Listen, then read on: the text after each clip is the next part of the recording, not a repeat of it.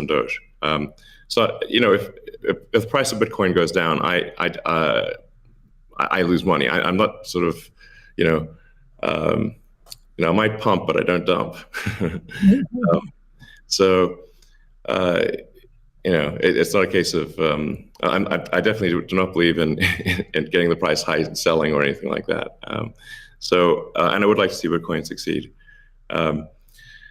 I think there's some merit to, this is not a slam on Bitcoin, there's some merit to considering something that has higher max transaction rates and a lower transaction cost, and kind of seeing how far you could take a single layer network where the exchanges act as a de facto second layer.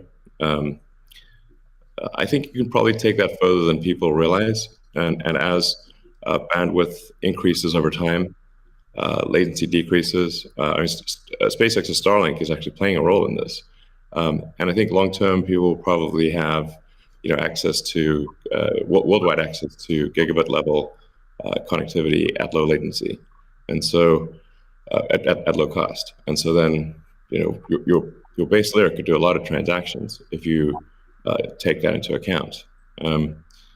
So yeah, but like I said, Bitcoin with a layer 2 system certainly could scale to do a vast number of transactions. Same goes for Ethereum. Question about the scaling at the layer 1. The concern from the past 5 years of debate in the Bitcoin community is that would sacrifice too much decentralization and hurt the censorship-resistant properties of Bitcoin. I'm curious if what are your thoughts on that? Are you sensitive to that? And are you concerned about losing some of the special properties of Bitcoin or another cryptocurrency by scaling at layer 1? Yeah, I mean, these things it's helpful to use the physics tools of thinking and say, scale up, scale down, and see if it still makes sense. So if scaling up the transaction block doesn't make sense, why don't you scale it down? And have it be, so that somebody, with a laptop from 2008 can still run a Bitcoin node. Why not slow it down? Oh, you want to slow it down? Well, maybe you're at the wrong number then. there's actually there's members in the community that do want to slow it down, but I understand your point. It's silly. The reality is the average person is not going to run a Bitcoin node. So this is and Bitcoin. It was a lot of clever ideas, but these parameters were set. I don't know in 2008 or something, maybe 2009. And there's been some improvements since then, but not a lot. So, it's sort of there was still in 2008 there was still a non-trivial number of people on modems. So, now it is quite common to get 100 megabit connection just for a house. Some houses have gigabit connections. So, and that trend is obviously in the direction of higher bandwidth and lower latency. And if somebody else doesn't do it, Starlink certainly will. So I have high confidence that you will be able to maintain a decentralized finance system while still having a much bigger blockchain, aka ASCII text ledger, a hash ledger. You can make the hash ledger bigger without suffering from decentralization as the average connectivity improves, obviously. One idea would be to to put a Bitcoin full node in Starlink terminals. That way more people would be running it. Actually, I have run this by the team at one point. I had this idea, which is kind of off the wall, but let's say you need a little space heater. And normally your space heater would just be pure entropy. But what if that space heater was also a Bitcoin, Ethereum, Doge mining node? Pick your currency. And so then you'd be heated up, and you would also mine your crypto and have connectivity in one. I love that idea. Yeah, I mean, better than running a space heater. Absolutely. Are there any other so you're drawn to Dogecoin a little bit. Are there any other gaps in Bitcoin that you see that cause you to be drawn towards Dogecoin? Oh, I think I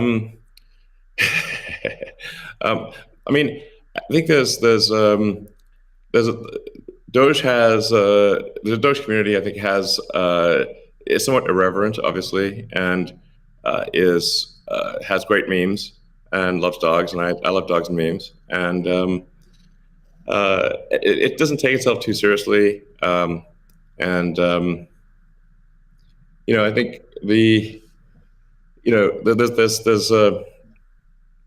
there's Occam's razor, which is the simplest answer is the most likely. It's a summary of Occam's razor. The simplest answer is the most likely one.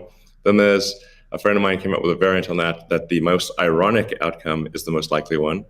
And then I have a variant on that, which is the most entertaining outcome is the most likely one. So if that is true, then the most ironic and entertaining outcome would be that the cryptocurrency that was started as a joke to make fun of cryptocurrencies ends up being the leading cryptocurrency. That would be the most ironic outcome. Jack, what are your thoughts on that? Is Bitcoin resilient enough to overcome that? I think it's resilient, but also I think like you find. I mean, that's what attracts me to Bitcoin in the first place is the irreverence. A lot of that just brings it forward, and at first go it makes it a little bit inaccessible, but as people get into it, it makes it more accessible and more spreadable. And I absolutely think the resilience is there. I think it's important to have fun as well. And anyway, folks can express themselves. I think that goes back to the main idea of like how do we create a native currency for the internet? Anything that goes towards that path, like that's whatever wackiness or fun we can have along the way. That's going to make it a lot more enjoyable, and it's going to make a lot more people want to use it. I'd also point out there's nothing stopping someone from creating a Bitcoin wallet that's like fun and has memes, has dogs. That's possible as well. Great. Let's move on right now at this point. Let's move on to the next topic, which is Bitcoin and energy. It's a really hot topic that lots of people are talking about. Let's start with Elon. You've been vocal on this. You've said that. I mean, you said many things about it. You've also said that Tesla will resume payments in Bitcoin payments if the renewable energy is approximately 50% and sort of looks like it's on a positive future trend. What do you think the state of things are with respect to that? Yeah, so I do think that there appears to be a positive trend in the energy usage of Bitcoin. Actually, part of this is due to the drop in Bitcoin price. What I observed, or what I thought I was seeing, there may be some disagreements on this, but from when Tesla announced that it had acquired Bitcoin and was doing Bitcoin transactions, there was a massive run-up in the Bitcoin price, and also a massive increase in the amount of energy used to mine Bitcoin. And I think I understand renewable energy quite a bit. I mean, Tesla